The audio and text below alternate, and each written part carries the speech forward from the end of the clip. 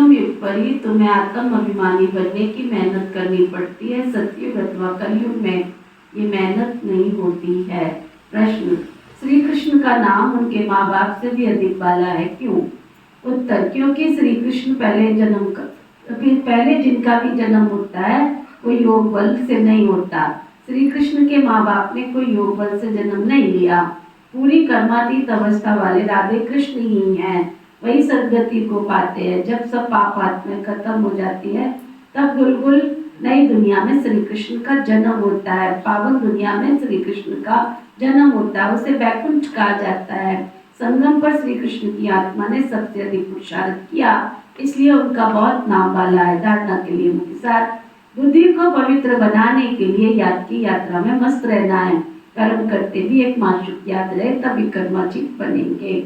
इस छोटे से युग में मनुष्य से देवता बनने की मेहनत करनी है। अच्छे कर्मों के अनुसार अच्छे संस्कारों को धारण कर अच्छे कुल में जाना है। वरदान, सतगुरु प्यारे बाबा का वरदान, अपनी रूहानी लाइट्स द्वारा वायुमंडल को परिवर्तन करने की सेवा करने वाले सहज सफलता मूर्त भव। अपनी रूहानी लाइट्स द्वारा वायुमंडल को परिवर्तन करने की सेवा करने वाले सहज सफलता मूर्त भव।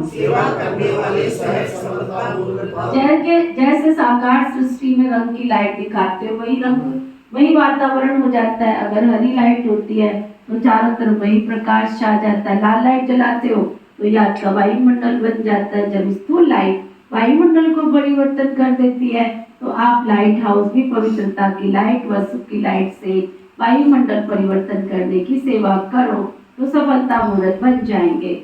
स्थूल लाइट आंखों से देखते रूहानी लाइट का अनुभव से जानेंगे। स्लोगन, व्यर्थ बातों में समय और संकल्प गंवाना ये भी अपवित्रता है। अव्यक्त इशारा, स्वयं और सर्व के प्रति मनसा द्वारा योग की शक्तियों का प्रयोग करो। कोई भी खजाना कम खर्च करके अधिक प्राप्त कर लेना, यही योग का प्रयोग है। मेहनत कम, सफलता ज्यादा इस विधि से करो। जैसे समय व संकल्प श्रेष्ठ खजाने हैं तो संकल्प कम से कम खर्च हो लेकिन प्राप्ति ज्यादा हो।